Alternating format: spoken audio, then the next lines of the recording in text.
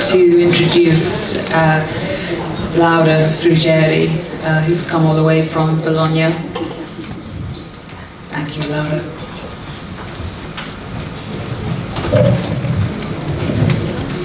Okay. Where are you? This. So I can see. I'm very happy to be here. And I thank you, Gail and Thierry, for organizing this event that acknowledges the great contribution that Imelda gave to the piece. And I think because inviting me here, they made me think, you know, and organizing my presentation, it was also an occasion for self-reflection somehow. And so today I will share with you all some personal memories that I shared with Imelda in our, we have to say, long-lasting relationship. And some professionals ideas that I think are part of the dialogue, even if at distance, between me and Imelda, of things that we have become passionate about and that we believe in. Okay, so that's how it started. In the early 80s, when we met, 85, when we met, I was reading The Demigods by James Stephens. And I told Imelda that I was reading this book. And the reaction was, wow, great, I love this author. And she suggested, oh, read also The Crop of Gold and all the other books. The Demigods was a book that my husband gave me because this was the background. My husband and I had traveled in 1979 in Ireland, and since we didn't have any money, we traveled by bike. And slow traveling, as slow food, make you taste places in a different way, in a very intense way. We were kind of in the nature of this country, which fascinated me so much, because I don't know why, I felt that there was a mystery in this country. And so, I told Imelda this. I told of this experience I had, and she kind of nurtured my ideas, and we start having conversation about the myth and the legend of Ireland. Now, Imelda, you remember, you took me to the Hill of Tara, and we had a conversation there. And she also generously took me to her dad's pub, where his friends told us stories about the Banshee. And I then became courageous, brave, and I disclosed to her that in a forest in Ireland, I had perceived the elves around me. So we had this conversation about mystery and magic, and I really am grateful to her because she kind of brought forth an interest in this, in the mysterious dimension of life, which I think is something that we don't understand, but we understand. And for me, being very rational and intellectual, having something that you understand but you don't understand is a great lesson. So thank you, Imelda, for this. Of course, we also share the golden age of the team conferences. And as you can see, it has been a period of intense thinking and intense drinking, we have to say. And we also exchange ideas, we learn from each other. So we went to Ireland, and they came to Italy. And this was a conversation that, across the years went on, even if at a distance. We also shared some context of publication. We had, articles together in some publications. Okay, but now I would like to focus on some ideas from Imelda that I think are important, that have been important for me, that I think are important for the community now and from now on.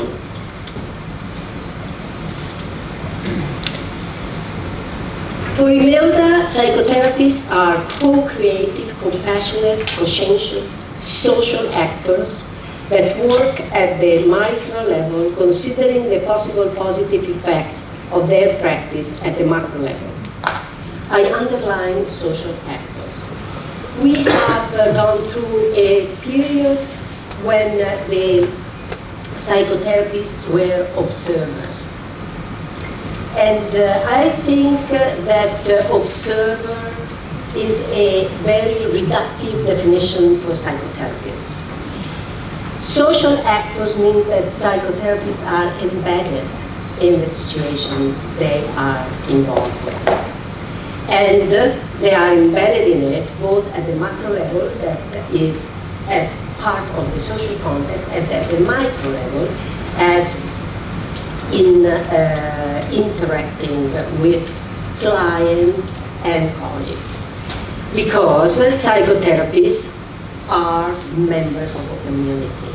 And look at us here. This is what Imelda was able to do, right? To remember us all, coming from different ages, different countries, that we are a community. And we can be good psychotherapists if we continue to be a community. And then psychotherapists are in service to the well-being of others, clients, but also colleagues, managers, and so on. Psychotherapy as a practice for the well-being of all. I think this is a concept that to me was very important and that Imelda has stressed, over and over again, and I will come back to this.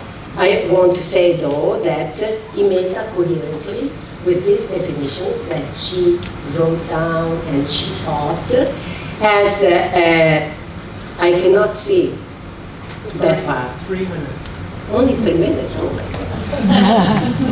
Has addressed issue, implying the interconnection of macro and micro, has offered more than one reflection about how the community of systemic therapists could regenerate and renew in their practice in order to contrast the decline of the movement. This is something Imelda has written about more and more lately, which I think is very important because she has somehow contributed to regenerate the pride of being part of a community that had a lot to do, to say, and still has a lot to say, and has proposed the metaphor of the fifth provinces as the space where the well-being for all is pursued through a dialogical co-creation. Now, one thing that I would like to say, together with the idea of Imelda, that we can be proud of our systemic revolution because it offers us an alternative and gentler view that is of sensitivity to context, recursivity, circular causality, interconnection, relationship, cooperation, co-creativity, co-evolution.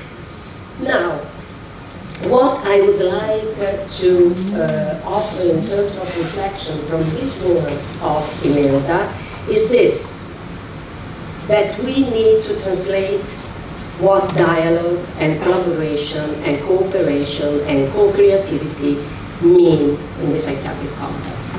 Because if one problem One of the reasons, of the main reasons of the decline of the systemic movement is that we were not able to answer, first of all, to the needs of the colleagues of the psychiatric field, because we weren't able to make them understand what dialogue and collaboration means in a field where, let me say this, I consult with them, and the last 3 cases that the colleagues wanted to discuss with me were one who had tried, a young man who had tried to strangle a male nurse, another young man who tried to kill another guest with a knife, a young woman who has thrown herself out of the windows at least 20